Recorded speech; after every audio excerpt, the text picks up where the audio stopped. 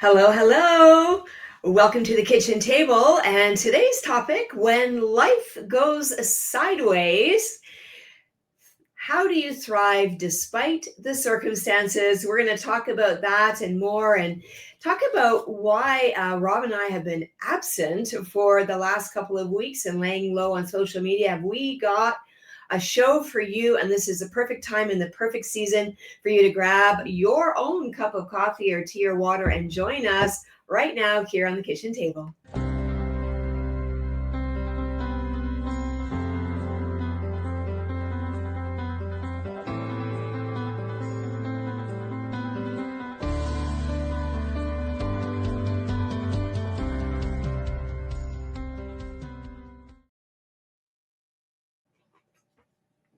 You caught me. Good afternoon, good evening, good morning, ladies, wherever you are in the world. My name is Roxanne Harris, and joining me is the ever lovely Robin Parr. Hello, everyone. And we are R&R of Ember and Bloom, your menopause resource for all things menopause related, but in particular, our passion is about seeing you flourish, reigniting the embers of who you are, where you want to be, where you want to go in life, and to show up in your renaissance, this beautiful rebirth, this fresh breath, and this gorgeous woman that you are entering into the fullness of her life.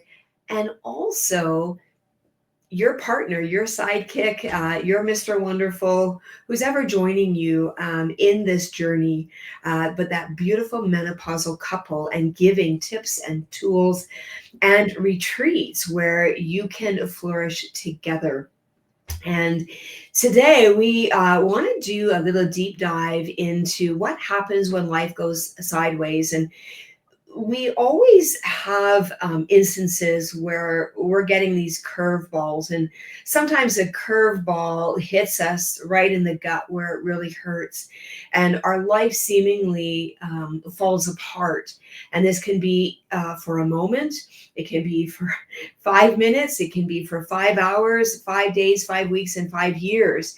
And I really want to encourage everyone that when life does go sideways, we can still thrive despite the circumstance, and we can still thrive no matter how dark the darkness is. And one of the things that I always reflect on is that light, causes the darkness to fade.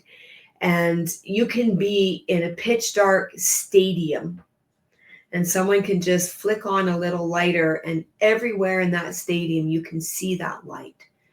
That if we can remember to bring light into our situation, and light can be something as simple as opening the blinds in the morning, right? Light can be something as simple as when you put your dog out in the morning, taking a step out and taking some deep breaths. Light can be something as simple as listening to music, because sound is light waves, and sound is very healing to our body. And I just am, it's so urgent in my spirit, because I hear so many women going through some really challenging times right now in this season of their life, whether they're in perimenopause or postmenopause, this menopausal age group. Ladies, this is where, the rubber hits the road.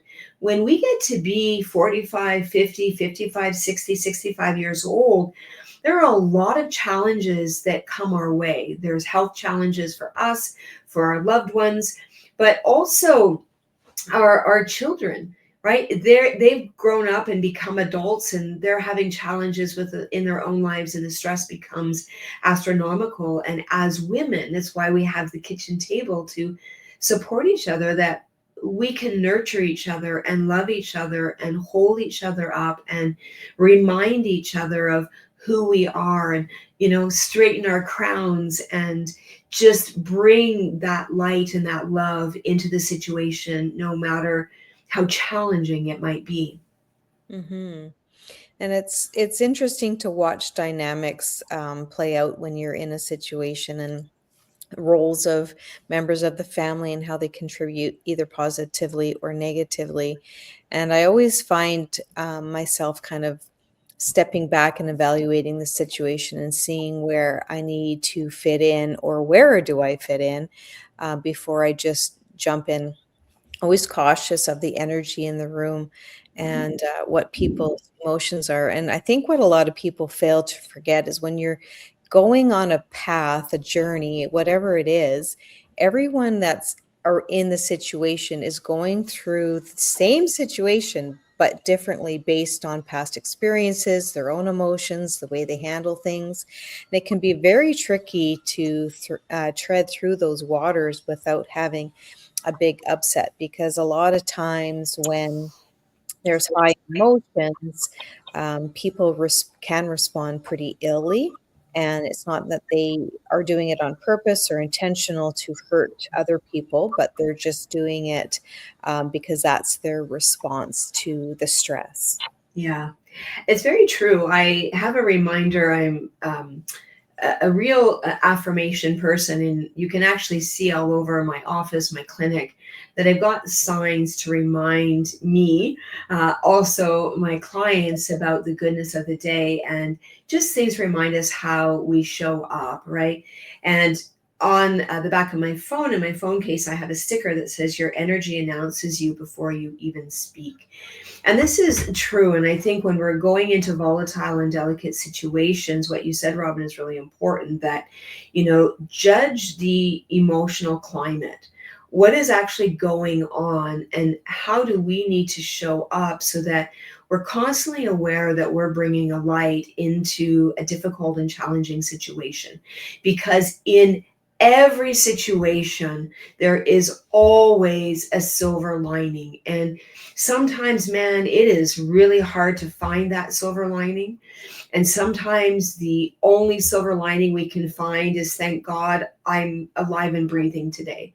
I woke up today, right? Sometimes it's, thank God for that, cup of tea. And, I'm having this beautiful cup of tea. And something you said, Robin, many years ago, when you were going through some horrific challenges with the passing of your son Levi, and a cup of tea makes all things better. And it's shocking, stunning, astounding to me that people that don't drink tea, don't like tea, when they're very low, they're looking for that cup of tea, that comfort and that warmth. And we had a massive challenge in our family, just starting actually before Christmas. And I got a phone call that, from my dad, and he was in the hospital. And there were some challenges going on with his heart, and had a number of back-to-back heart attacks that he kind of had pushed off for a while, and just recovering from them, and ended up in the hospital, and they weren't letting him go. And they wanted to do more testing, and I won't get into the complications of that, but it ended up that on New Year's Eve, that our dad had emergency, a bypass, and it was thought to be maybe just two or maybe three bypasses, but he had a quadruple bypass, and it was a massive shock to our entire family. Our father is extremely healthy. He's very health conscious. He eats extraordinarily well. He's got no underlying risk factors. He's very mobile, dances, curls, like at 80, does all of the things. And here he was at 80 years old having open heart surgery.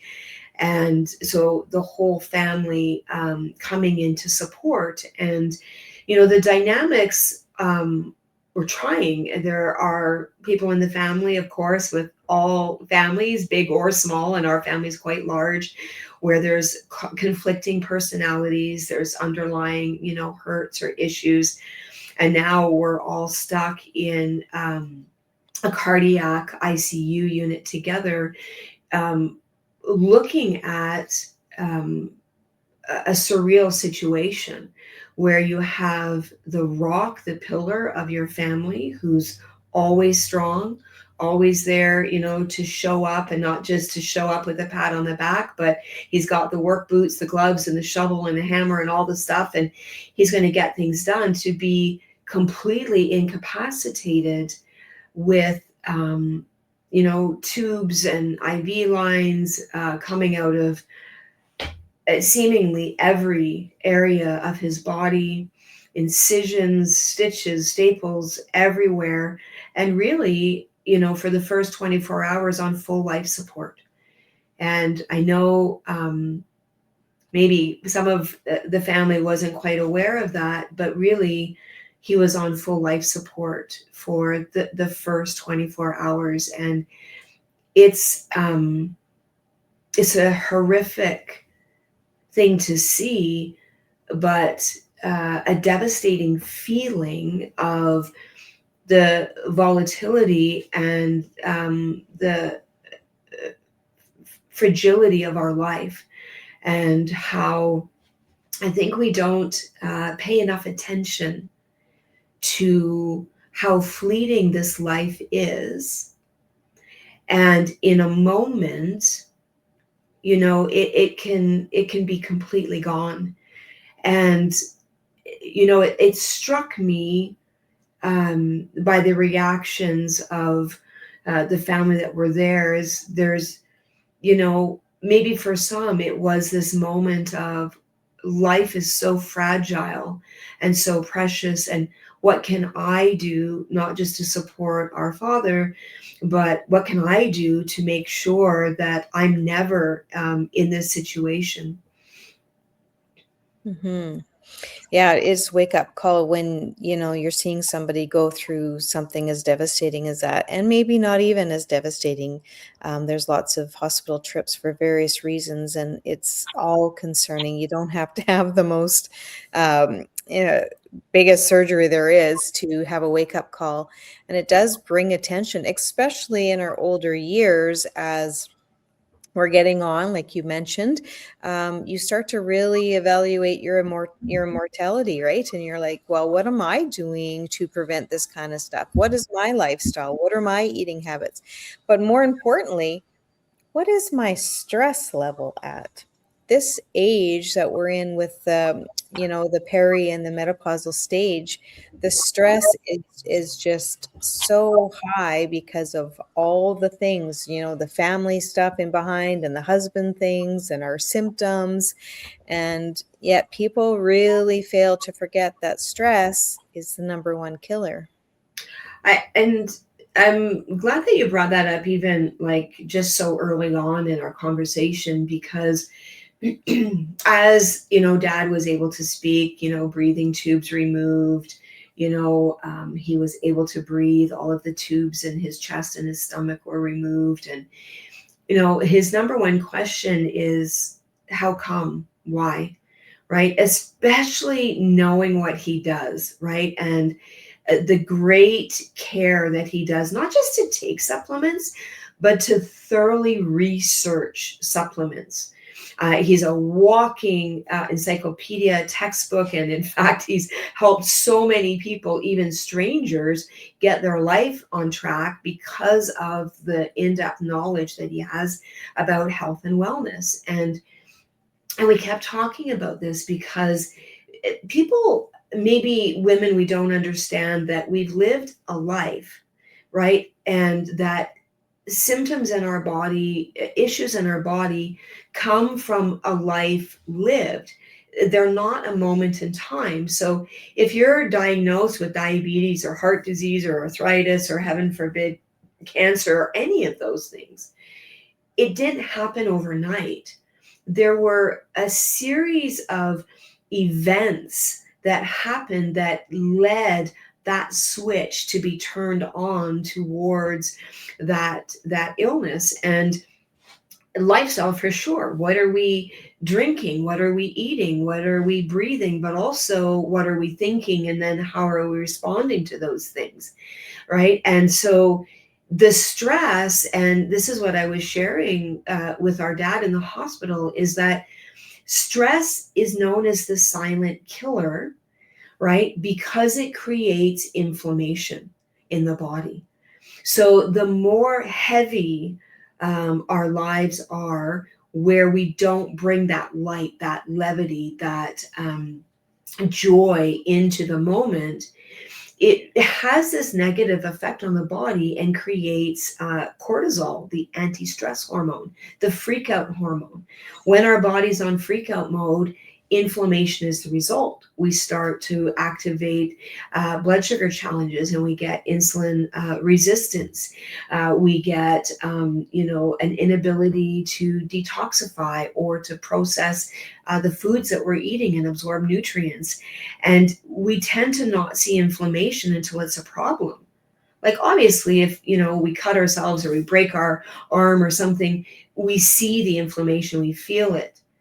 But the inflammation that's happening at the cellular level doesn't alarm us until it's a really bad problem, right? So ladies in menopause, like, the level of stress, partly because of the timing in our life, right, where we have children getting married or going to university, children going out and partying all night because they're teenagers, or they just turned 18 or 21 or whatever the magic age is where you live, children that are stressed out trying to find jobs, getting married, homes, aging parents. Like, there's so many things going on, and yet we need to choose to thrive and to not get sucked into the black hole of stress, of freak out mode, of constant high levels of insulin, which is the most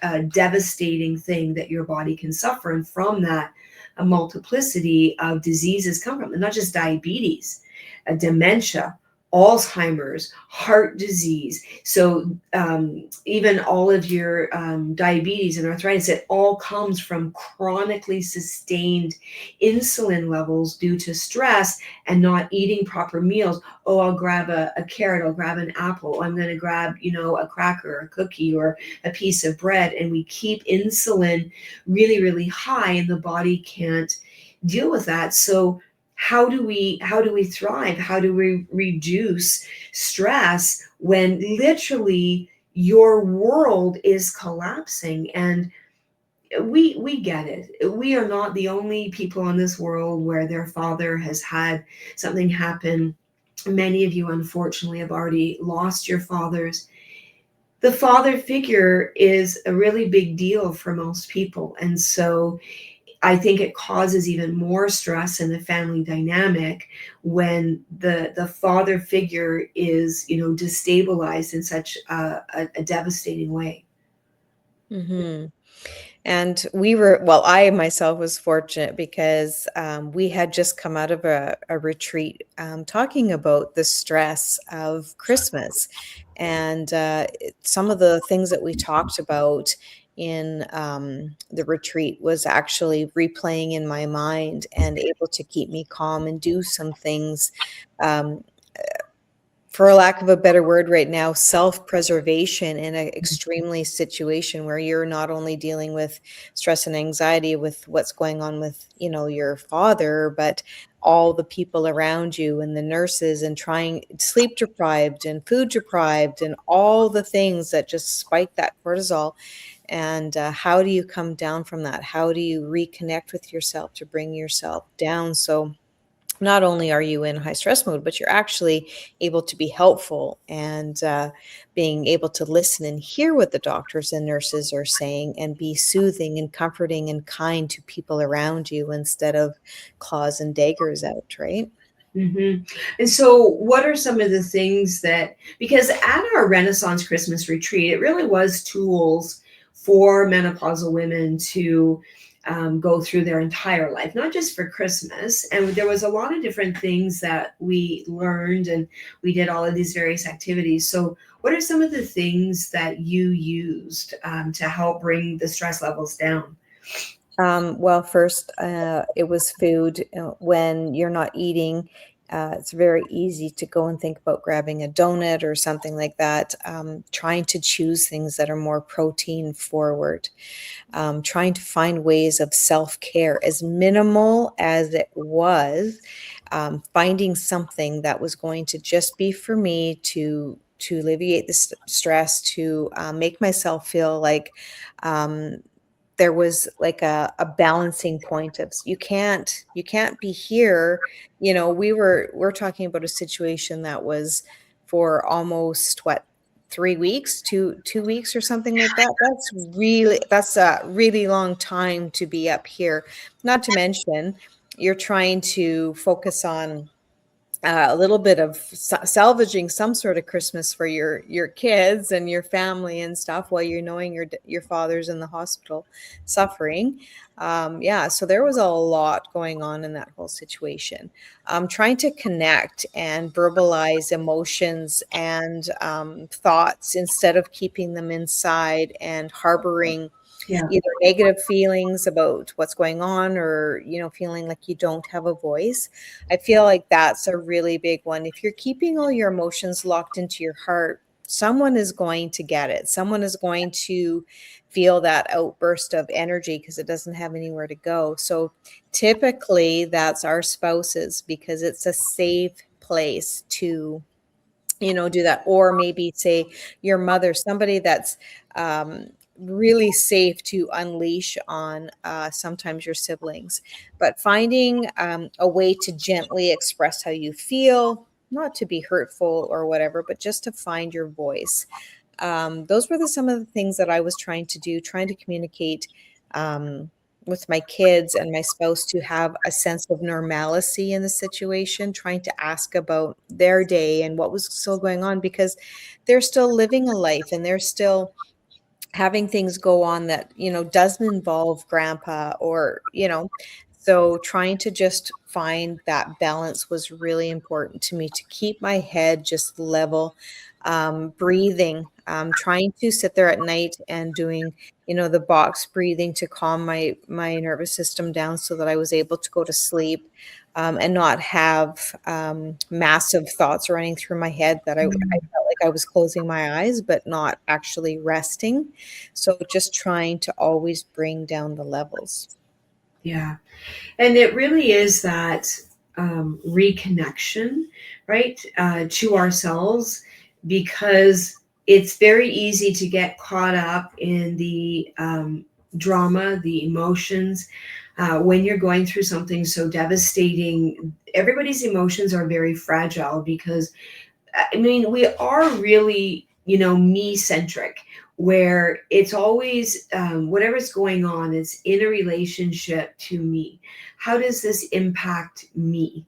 Right. And it's not something to feel bad about, because this is human nature. If this happens, what's the outcome for me?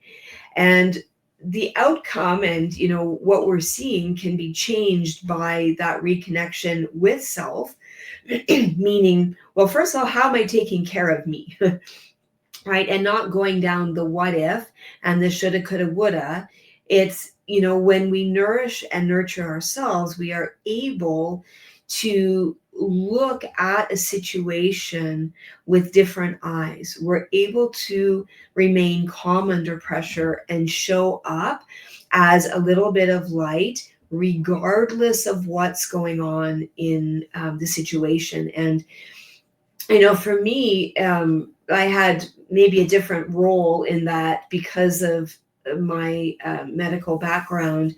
I was more hands-on, certainly with the nurses and the doctors, and constantly trying to explain things to dad. And it was taxing, and I was at the hospital for 16 to 18 hours a day, nonstop. And certainly the first couple of days, it was all the time. Like, there was not even 2 minutes really that I had to myself. It was always looking up test results and scanning what was happening, and asking for various supports and assistances, and making sure that our dad was getting the absolute best care that was possible. And Robin, you said a couple of things that are so crucial. It's protein first.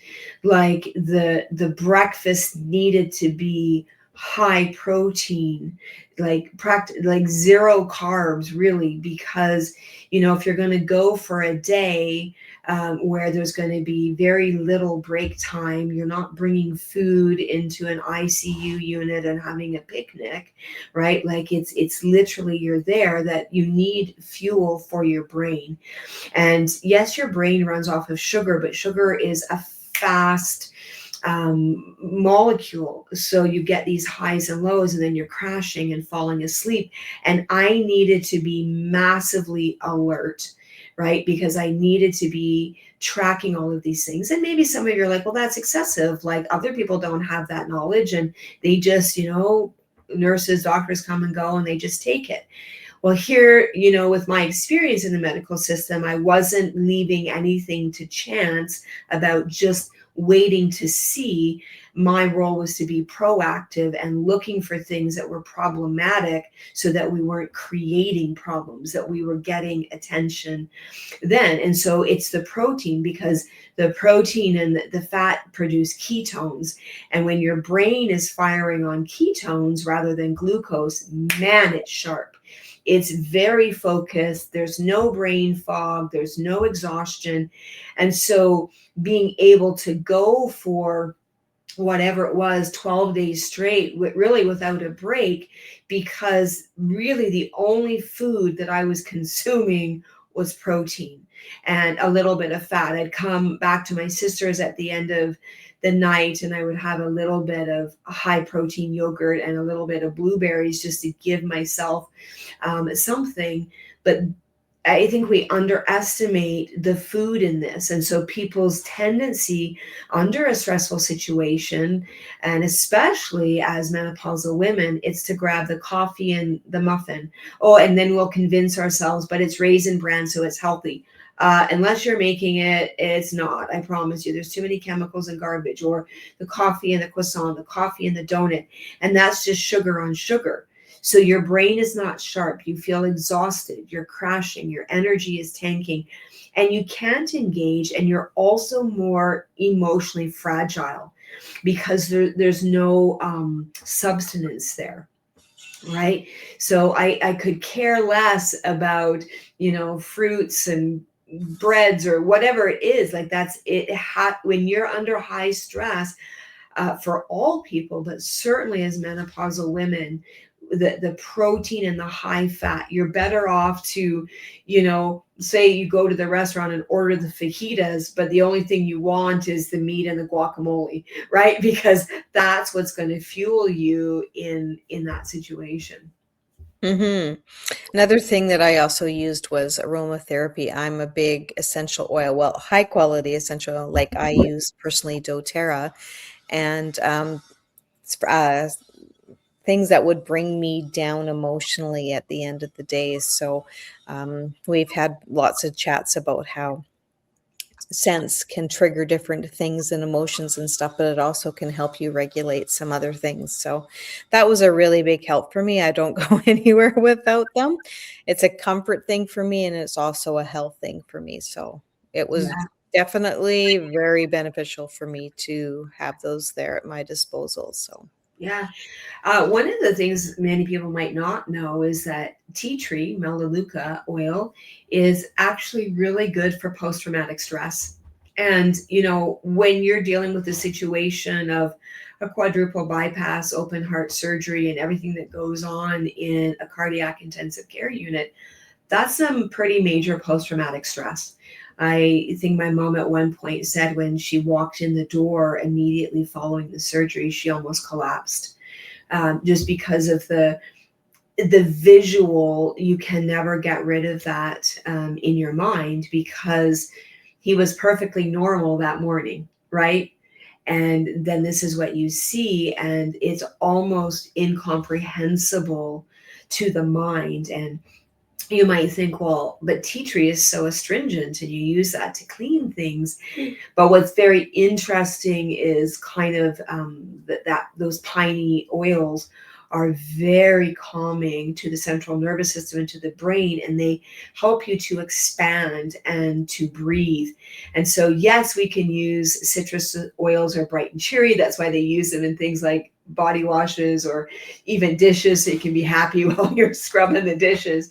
But some of the other ones, and it's certainly tree oils, and this is why forest bathing or forest breathing, going for a walk in the woods, is so beneficial to really bring down the emotions and to bring peace into the mind and the body, because the trees are giving off these free aromatic oils freely. It's just part of their living and breathing.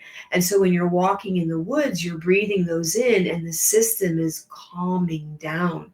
So if you can't get to the woods, bring them in the form of a great essential oil that when you breathe, your whole body just goes with this beautiful exhale. Mm-hmm. Well, and that's the thing too. If you're ever walking in the forest, don't you notice that you're taking deeper and deeper and longer breaths just because it's a natural response to that, right? So, Well, and one of the really interesting things is there's some research done on tree hugging, hugging the trees. And the research is very conclusive that when you hug the tree, you're really tapping into, I'll say, the life breath of the tree.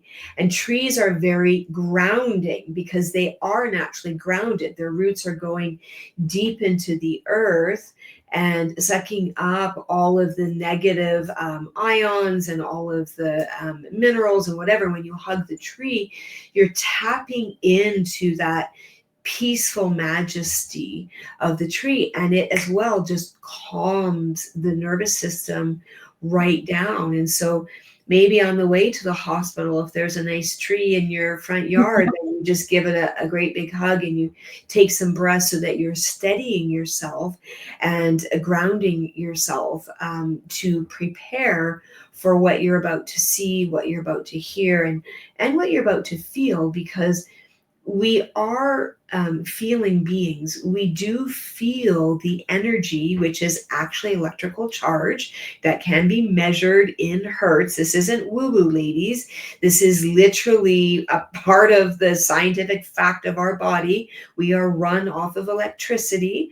So many people just call that energy, but that's not a woo-woo term. It is measurable. But we pick up on this electrical charge, this energy of the people around us. And so when you're walking into a situation, whether it's something like open heart surgery, whether it's a car accident, there's a multiplicity of things, you're walking to parent teacher interviews, right? That we feel, right? How many times have you gone into a room and you felt, right? We say, ooh, you could cut the tension with a knife. You feel it because the electrical charge has shifted. And so we can shift our own electrical charge and be in a better place coming into the room, right? So that we can shift other people's electrical charge by being there. I was kind of known at one point because I work in ministry and I would go to ICUs and visit people that were not doing well. And, I remember one case in particular, and the person had managed to drink some acid. They were cleaning a commercial kitchen, and someone thought it would be funny to put, I guess not funny, easier to pour the acid cleaner into a Coke bottle because it was easier to pour versus the big jug. And one of the men that was working there was so thirsty, he grabbed it. You know how men, they drink, right? They just down the hatch and it all goes into their stomach. So he did that. And of course, the acid burned holes through the esophagus and through the stomach. And he was given a 0% chance of survival. And they were going to remove the stomach and part of the esophagus and attach the small intestine to the throat to keep him alive so that his family could come and say goodbye to him.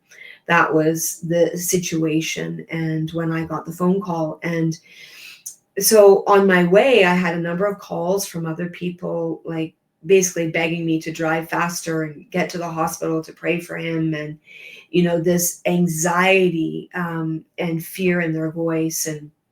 And I reminded them that I was not coming to the hospital because this person was supposed to die. I was coming to the hospital because God speaks a better word, and that he shall live and not die and give testimony as to the word's goodness. And when I walked into the hospital room, into the ICU, this person was a real joker. Like, they were always joking, making jokes. And of course, how are you going to make a joke? You've got a breathing tube, you've got all the stuff going on. And I walked into the room and I squeezed their toes and said, well, how are you going to tease me now with all that stuff in your throat? And everyone's like, like horrified that I would, be so flamboyant and really, I guess, rude in the situation. No, I was bringing the energy with which this person lived their life, right? And I was not going to bring my energy down to how people can respond when death is knocking on the door, right? Because energy, this electrical vibration, the electricity that runs through our bodies, is life. We know, medically speaking, that when people are near death, the electrical charge of their body drops really low. So you can think of it as, your phone on 5% battery, right? That's what happens actually to the human body. So I want to give a boost, right? I want to plug into their electrical system and electric shock it. I want to give a surge of electricity into the person. So the long story, or the short story is that they didn't do the surgery. Within 3 days, they were sitting up, the tubes have been removed, and with it and eating, and within 7 days, they were discharged from the hospital. And this was a person that was given a 0% chance of survival, right?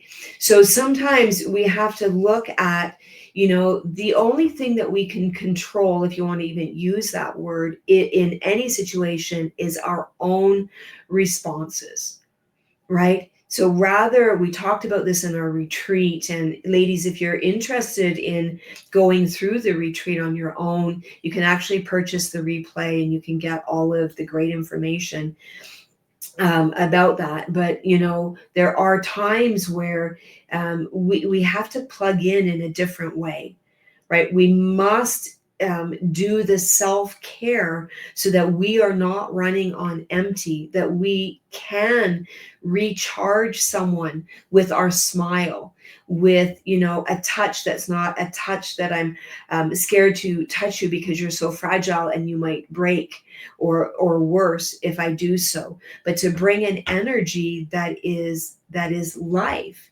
right? And it can be very challenging in those situations because there's just seemingly so much negativity, right? Everything is going wrong, everything hurts, everything is stressful, people's emotions are all over the place because of old hurts and old wounds and not being able to come together. And so how do we as women, as powerful, right, matriarchs in our own family, and how do we show up to change the atmosphere, to shift the emotional climate so that it is joyful for your presence to be there, and it's bringing hope and it's bringing healing. And so that is by taking care of ourselves and managing our own stress. Just because the situation is stressful doesn't mean that you as a person need to completely collapse.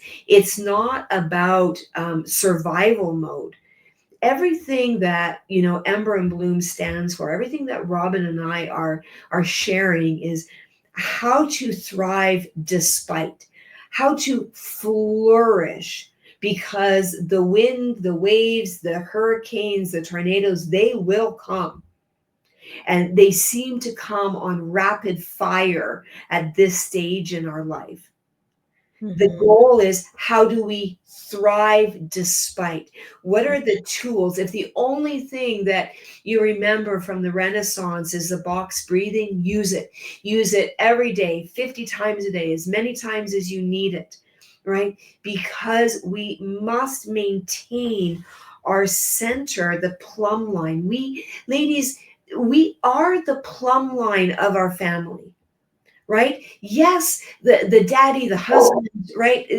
They are this, pillar figure, but we are the emotional plumb line and climate of our family. And Yeah. so, talk to me about that, Robin. Well, I've always been a firm believer in, are you part of the solution or part of the problem?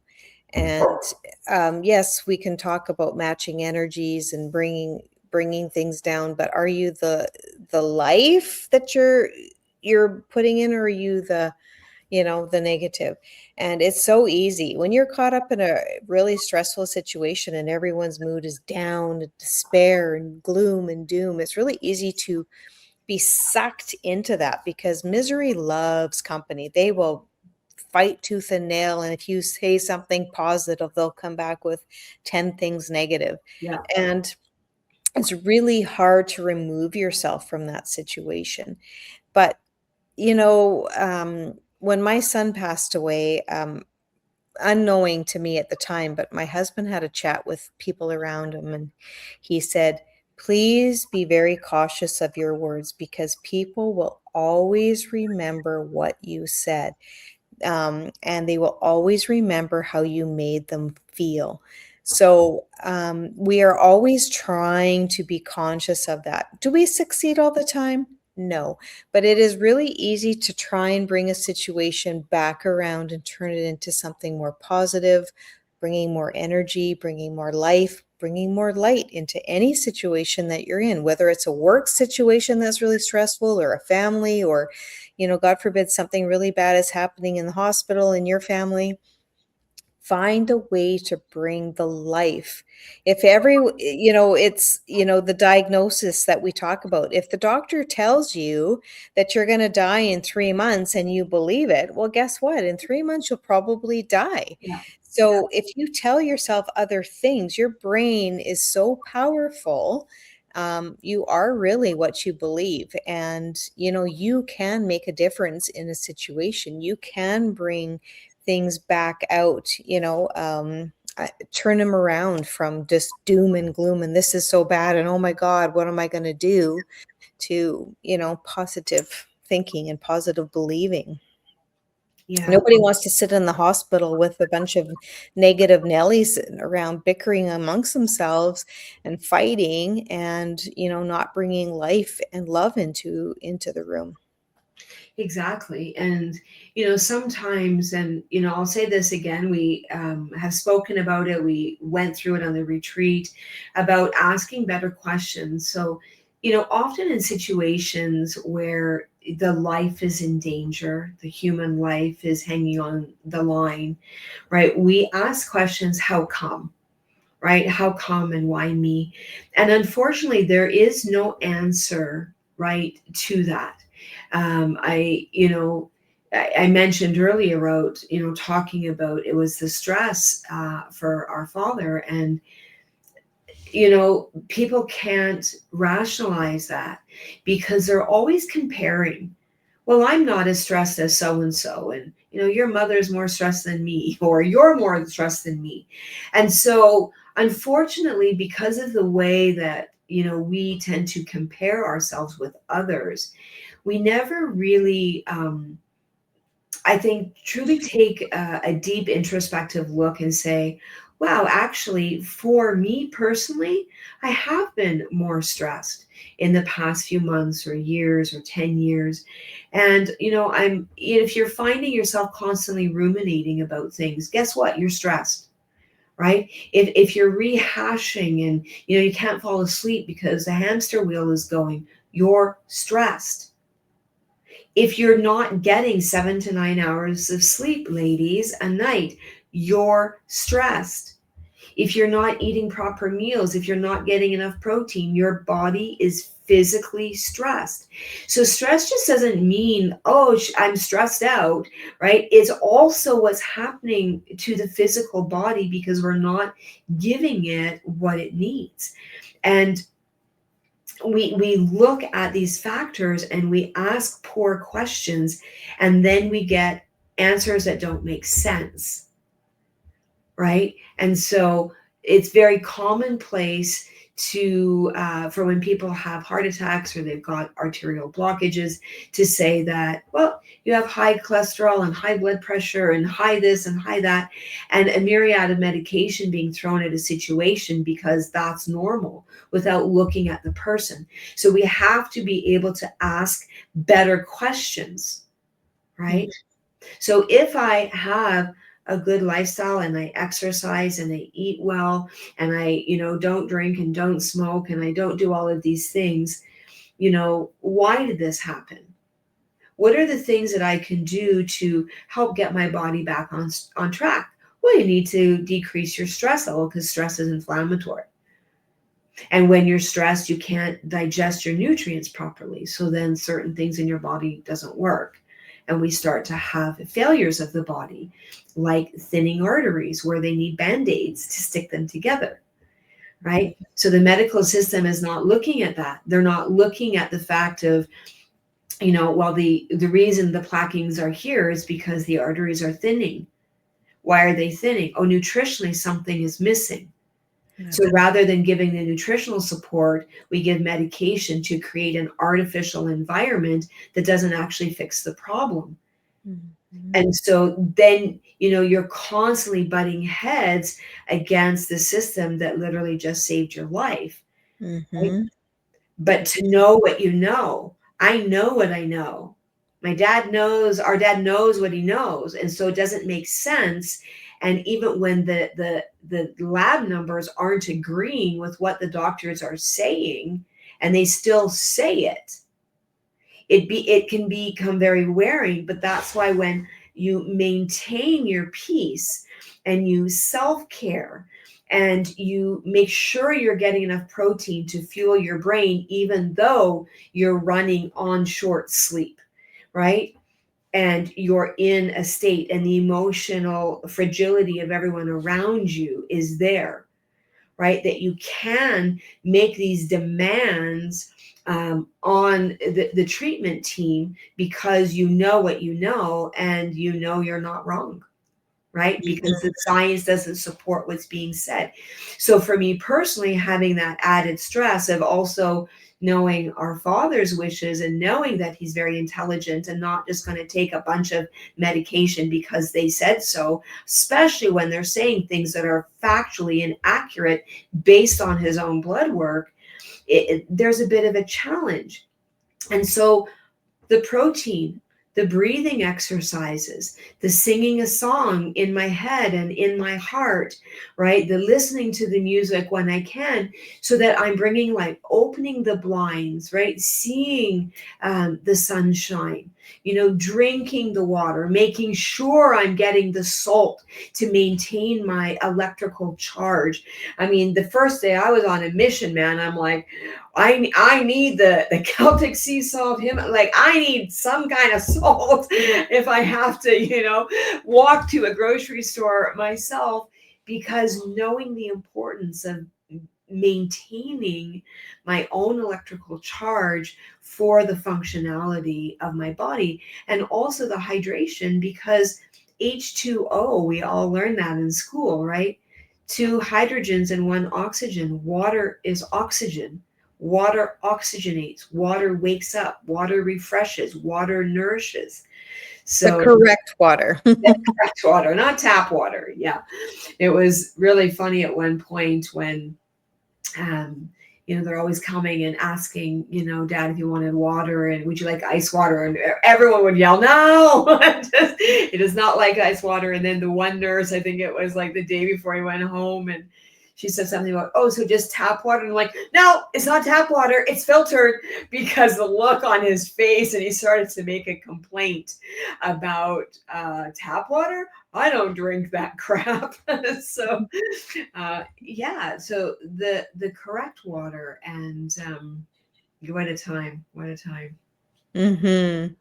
Yes, listen to your body and listen to yourself when you're going through a situation such as that. And like I said, it doesn't have to be a hospital situation, work, home, whatever the stress, wherever it's coming from. But your body actually really does know what it needs, and it will tell you. And, people are creatures of habit. So, usually, somewhere in your brain, it will remind you of things. If you're really, in a good routine with self care and that kind of stuff, it'll remind you, did you do this? Or, maybe I should do that. Or, I just can't go to bed without doing, something. So, just really be in tune to yourself. Tune out the noise at the end of the day, or take 5 minutes at 1 o'clock in the afternoon, or whenever you have a free moment, and just really listen, be in tune to yourself. Your body will speak to you. Well, yes, and what I would say too is, if your body's speaking to you and saying that you need to eat a whole box of Timbits, that's you're Well, probably not listening properly, right? yes, not the jibber jabber, not the comfort stuff that we think we want and then know that we feel horrible afterwards. But yeah. Well, and so even the simple things like when we're going through a stressful situation that has a length of time, especially an indeterminate length of time, right? Sometimes you can't just make all of these meals every day. So get prepared right at the beginning. Put a roast in the oven, put a turkey in the oven, put a large chicken in the oven, so that you have protein over a period of days, so that when you only got 4 hours of sleep, that you can get up, you can throw a chicken breast or a turkey thigh in a container, maybe with a avocado, and you can walk out the door. Boil up a dozen hard-boiled eggs, so that literally you can just grab it and walk out the door and not be tempted to end up, through the drive-through getting a box of Timbits or honey crullers and just stuffing every one of them down, right? Yeah. So those hacks, I mean, we know them. The challenge is doing them, right? Making sure that you are being fed, and that is not just, a drive-through situation of the crappiest food possible, because that's going to bring you down mentally, emotionally, and physically. Well, in prep, just like in our lives, we get busy in our work and different things, and doing some kind of meal prep is very important, because then that's, leading you up for success. Just like in our detox, we kind of talk about all these things that are going to be like a ladder, a foundation of success. If you don't set up one thing, you can't, succeed over here, because eventually time or something will come up that will lead you to go to that McDonald's drive-through, or lead you to do whatever that is toxic and is just going to take you completely off the rails. Because once we give ourselves permission one time, it's like the kid in the grocery store that cries because one time you gave in to them. And so they know that there's a good chance that, so if we give ourselves permission one time to cheat, it becomes easier and easier and easier. So set yourself up, do the prep, or find, actually, even in the grocery stores, like, they do have, in their deli department, hard boiled eggs. They have good things that you can use if you don't have access to a kitchen, where you can create your own food. Try and do that rather than go to Safeway or IGA or whatever grocery stores in your neighborhood and find the good quality foods that you can, use and store for your, well being. If you walk into a grocery store and buy a bag of chips or a frozen pizza, you can walk into the same grocery store and buy hard boiled eggs, rotisserie chicken, salad with chicken breast on it. So don't tell me that it's too difficult. The reality is you're unprepared, and you're just the excuse I hear from clients is, well, that was just fast. Well, a bag of chips is no more faster, right, than a rotisserie chicken or a ready-made salad. It's the same. It's already ready made, right? Mm. So I do want to encourage with that. And, we moved the start date of our detox challenge because, well, we were in ICU, and it's very important to, be with our families in times of trial. And so we just started, Robin, we started our detox and reset experience where, for the next few weeks, we're going to be going through this detoxification. Now, there is lots of information in this private group where we're bringing in other supports, like how to eat properly, the sleep, the water, things to activities to calm our vagus nerve and our stress. But there are supplements required. So we see that a number of you have asked to join this private group, and that you don't have the required supplements. So this group is not just about, you doing your life and a few little hacks. There is a very specific detox that we're using with very specific nutrients to help flush out your liver, your kidneys, your lymphatic system, right? Increase energy, etc. And so the nutrients are specific. Can you join using any detox? Can I go to the health food store and just buy a detox and join? No.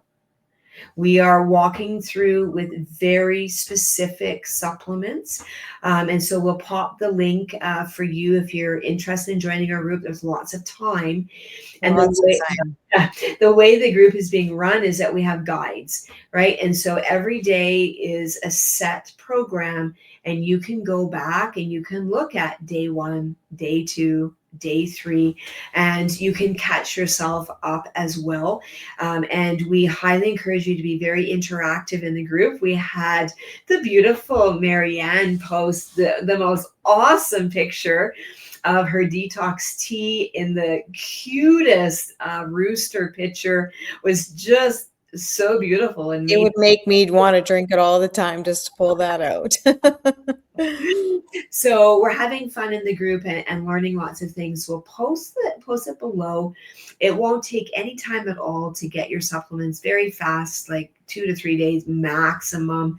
And in the meantime, you can start on with the rest of the challenge. So we Yes, invite you. ladies that are waking up at 3 a.m., you need to get on this detox. Waking up at 3 a.m. is not a perimenopause symptom. It is a liver struggle. When you're waking up at 3 a.m., it's because your liver can't detoxify. Yeah. And, the night sweats. So notice how we classify hot flashes versus night sweats, and they're two different things. Perimenopause women like to say they're the same thing. Oh, I get night sweats, hot flashes at night. No, night sweats are liver problems, right? So be very aware if you're having that, if you're getting up to pee multiple times, you can't fall asleep, you've got brain fog, you're falling asleep at your desk in the afternoon, you wake up feeling like, whoa, I can't even focus or concentrate. You've got bizarre cravings or cravings, especially for carbs. I notice people don't really crave protein or fat. But anyways, you're craving carbs. You've got joint aches and pains, headaches. You're getting the breakouts on your skin. This detox and reset experience is for you. And we hope you join us. Like, just with the heaviness of the topic that we had today, it is just a really big thing on our hearts right now to help women and men. Why not do the detox with your Mr. Wonderful? I'm sure I did a post about this recently about couples that get healthy together, stay healthy together, and encourage each other. It's not about wishing about 5 or 10 pounds off your body and feeling like your husband's going to judge you if you don't. It's about doing something together that is very positive and encouraging, something that is so important, which is your health. You cannot buy your health back. Yeah, it's so true. And you mentioned a little hot word for me. And I want to just briefly end with calories, because calories are not equal, right? So 500 calories of potato chips is not the same of 500 calories of broccoli. It's not the same. And, the health experts that are still toting that if you want to shift your mass, your body appearance, reduce calories and work out more, are so far behind in the most current research, and research already that is 10, 12, 15 years old, if not longer. It's not about reducing calories. This is not what we're looking for as our detox and reset experience. In fact, most women don't eat enough calories, and that's why they're gaining weight. Their metabolism has just come to an absolute grinding halt. And so please don't be, I'll say, misled, that if one of your goals for this year is to get healthy with your spouse, with your girlfriend, your BFF, your mother, right? It's not simply about reducing calories, and especially not when you're in perimenopause or postmenopause. This is not the way to do it, because when you reduce calories, you will lose your lean muscle mass and you will get fluffy on top of that. And so it's really difficult to shift our weight when we have no muscle mass to do so.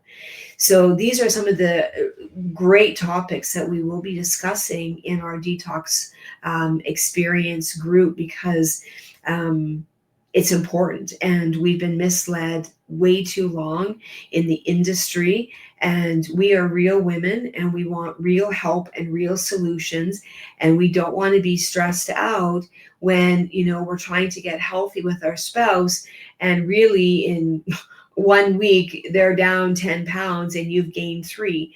And this is because the science that works for men does not work for women at this age, and the science is faulty. Right? We're not interested in losing muscle, ladies, because we need to be able to pick up our grandchildren and take them for walks and get down on the floor and play with them, and wash floors or pick up their toys or whatever it is. And if you don't have muscles, then you're not really going anywhere in your latter years. And so we encourage you, join our detox reset experience, and we're going to post the link in the comments, and you are just right on time to join us. Any last minute thoughts, Robin? Just that we love you and thank you for all the support that you've given us through this difficult time that we've had. And we're just looking forward to blooming even more in 2026. Awesome. And we always love to close in prayer. So, Father, we just thank you for each and every woman. We ask that you would bless her immensely, that you would show her ways to breathe and to fully enter into her renaissance, to reignite the embers and to blossom into the fullness of the woman that you've created her to be. And we thank you and praise you in Jesus' name. Amen. Thank you so much for watching, everyone, and we will see you online soon.